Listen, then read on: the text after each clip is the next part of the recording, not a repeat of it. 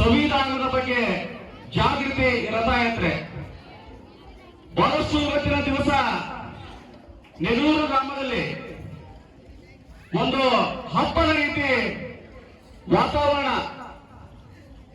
School ಮಕ್ಕಳ ನೃತ್ಯ ಇರಬಹುದು, ಹಾಗೂ ರೈತರು ಎತ್ತಿನ ಮೆರವಣಿಗೆ ಇರಬಹುದು, ಹಾಗೂ ಮಹಿಳೆಯರ ಕುಂಭಮೇಳ ಇರಬಹುದು.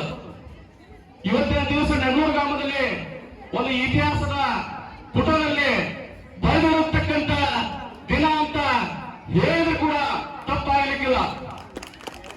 ಸಂವಿಧಾನದ ಬಗ್ಗೆ ಬಾಬಾ ಸಾಹೇಬ್ ಅಂಬೇಡ್ಕರ್ ಅವರು ಕೊಟ್ಟಿರ್ತಕ್ಕಂಥ ಮೊದಲನೇ ಏನಂದ್ರೆ ಶಿಕ್ಷಣ, ಸಂಘಟನೆ, ಹೋರಾಟ. ಇವತ್ತು ನಾವು ನೀವೆಲ್ಲರೂ ಕೂಡ ಶಿಕ್ಷಣದಿಂದ, ಯಾವ ಮಕ್ಕಳು ಕೂಡ ಶಿಕ್ಷಣದಿಂದ ವಂಚಿತರಾಗಬಾರದಂತಂದು ಅಪ್ಪ ಬಾಬಾ ಸಾಹೇಬ್ ಅಂಬೇಡ್ಕರ್ ಅವರು ಸಂವಿಧಾನದಲ್ಲಿ 10ನೇ ಕಾಲದಲ್ಲಿ ಬಾಬಾ ಸಾಹೇಬ್ ಅಂಬೇಡ್ಕರ್ ಅವರು ಬಹಳಷ್ಟು ಶಿಕ್ಷಣದ ಬಗ್ಗೆ 10 ರಿಂದ 50ರವರೆಗೂ ಉಪಕಾಲವನ್ನು ಬಾಬಾ ಸಾಹೇಬ್ ಅಂಬೇಡ್ಕರ್ ಅವರ ಕಡ್ಡಾಯವಾಗಿ ಶಿಕ್ಷಣವನ್ನು ಅವತ್ತಿನ ಕಾಲದಲ್ಲೇ ಕಾಲಘಟ್ಟದಲ್ಲಿ ಜಾರಿ ಮಾಡಿರ್ತಕ್ಕಂಥ ಬಾಬಾ ಸಾಹೇಬ್ ಅಂಬೇಡ್ಕರ್ ಅವರು ಅವತ್ತಿನ ದಿವಸ ವಿಶೇಷವಾಗಿ ಮಹಿಳೆಯರಿಗೆ ಯಾರಿಗೂ ಕೂಡ ಓಟ್ ಹಾಕಿರ್ಲಿಲ್ಲ.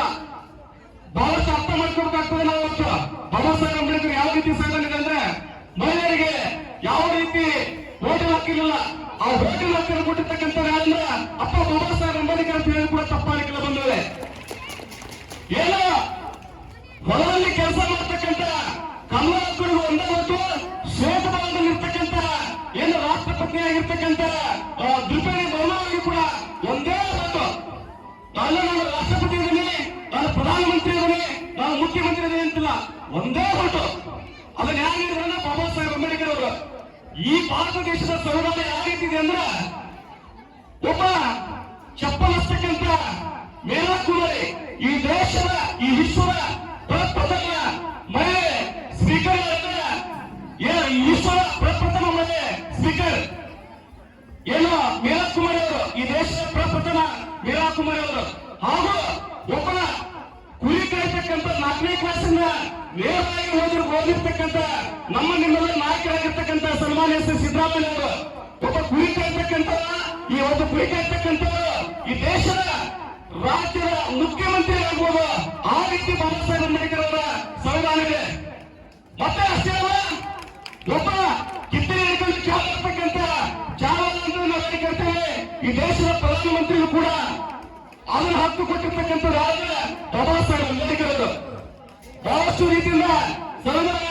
ಹೀಗಾಗಿ ಎಲ್ಲರೂ ಕೂಡ ಬಾಬಾ ಸಾಹೇಬ್ ಅಂಬೇಡ್ಕರ್ ಅವರು ಯಾವ ರೀತಿ ನಮಗೆ ಕಾನೂನಿನ ಚೌಕಟ್ಟಿನಲ್ಲಿ ಏನಿದೆ ಆ ರೀತಿ ಸಂವಿಧಾನದಲ್ಲಿ ನಾವೆಲ್ಲ ಕೂಡ ಜಾಗೃತರಾಗಬೇಕು.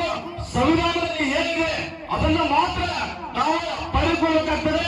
ಇವತ್ತಿನ ದಿವಸ ವಿಶೇಷವಾಗಿ ಎಲ್ಲರೂ ಕೂಡ ನಾವು ಮೆರವಣಿಗೆ ಬಂದಂತ ಸಂದರ್ಭದಲ್ಲಿ ಪ್ರತಿಯೊಬ್ಬರು ಕೂಡ ಅಲ್ಲಿ ನೀರನ್ನ ಹಾಕ್ತಕ್ಕಂಥ ಸಂದರ್ಭ ನಾವು ನೋಡಿದ್ವಿ.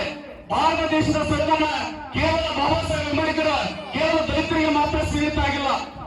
ಬಹಳಷ್ಟು ಅರ್ಥ ಮಾಡ್ಕೊಬೇಕಾದ ನಾವು ಬಾಬಾ ಸಾಹೇಬ್ ಅಂಬೇಡ್ಕರ್ ಅವರು ಕೇವಲ ದಲಿತರಿಗೆ ಮಾತ್ರ ಸೀಮಿತ ಅಲ್ಲ.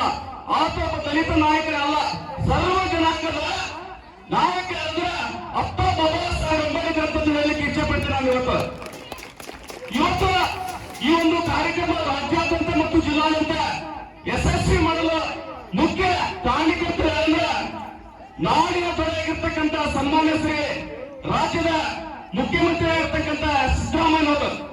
ಜೊತೆಗೆ ಈ ಒಂದು ಕಾರ್ಯಕ್ರಮಕ್ಕೆ ಸಮಾಜ ಕಲ್ಯಾಣಕ್ಕೆ ಸಚಿವರಾಗಿರ್ತಕ್ಕಂಥ ಡಾಕ್ಟರ್ ಎಸ್ ಸಿ ಮಾದೇವಪ್ಪನವರ ಕೊಡುಗೆ ಕೇವಲ ಕಲಿತಿರ್ತಕ್ಕಂಥವರಿಗೆ ಸಂವಿಧಾನದ ಬಗ್ಗೆ ಜಾಗೃತಿ ಆಗಬಹುದು. ಪ್ರತಿಯೊಬ್ಬರಿಗೂ ಕೂಡ ಮನೆ ಮನೆಗೆ ಸಂವಿಧಾನದ ಜಾಗೃತಿ ಆಗತಕ್ಕಂಥದ್ದು ಏನು ರಾಜ್ಯ ಸರ್ಕಾರ ಮಾಡಿರ್ತಕ್ಕಂಥ ನಿರ್ಣಯ ಬಹಳ ಮಹತ್ವದ್ದಾಗಿದೆ. ನಾವೆಲ್ಲರೂ ಇವತ್ತು ಬಟ್ಟೆ ಹಾಕೊಂಡು ನಿಂತ್ಕೊಂಡ್ರೆ ಅಪ್ಪ ಬಾಬಾ ಸಾಹೇಬ್ ಅಂಬೇಡ್ಕರ್ ಅವರು ಕೊಟ್ಟಿರ್ತಕ್ಕಂಥ ಭಿಕ್ಷೆ ಅಂತ ಹೇಳಿದ್ರೆ ಕೂಡ ತಪ್ಪಾಗಲಿಕ್ಕಿಲ್ಲ. ಬಂದ್ರೆ ನಮ್ಮ ಮಕ್ಕಳು ಇವತ್ತು ಯಾರು ಕೂಡ ಶಿಕ್ಷಣದಿಂದ ವಂಚಿತರಾಗಬಾರದು. ಪ್ರತಿಯೊಬ್ಬ ಆಶಾ ಕಾರ್ಯಕರ್ತರ ಮಕ್ಕಳು ಮುಂದಿನ ದಿನಮಾನಗಳಲ್ಲಿ ಕಠಿಣ ಪರಿಶ್ರಮದಿಂದ ಓದಿ ವಿದ್ಯಾವಂತರಾಗಿ IAS ಆಫೀಸರ್ ಆಗಿ ಹೊರಹೊಮ್ಮಬೇಕನ್ನೋದೇ ನಮ್ಮ ಮುಖ್ಯ ಉದ್ದೇಶ. ಹೀಗಾಗಿ ಎಲ್ಲರೂ ಕೂಡ ಶಿಕ್ಷಣವನ್ನು ರಾಜ್ಯ ಸರ್ಕಾರ 14ರಿಂದ ಕಡ್ಡಾಯ ಶಿಕ್ಷಣವನ್ನು ನೀತಿ ಇದೆ. ಹೀಗಾಗಿ ಎಲ್ಲರೂ ಕೂಡ ಆ ಶಿಕ್ಷಣದಿಂದ ವಂಚಿತರಾಗಬಾರದು.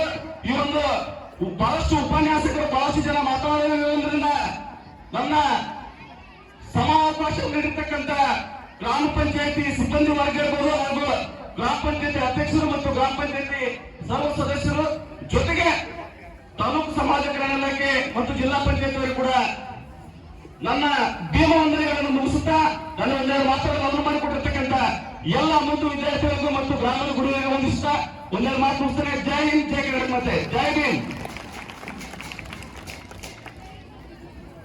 ಭಾರತ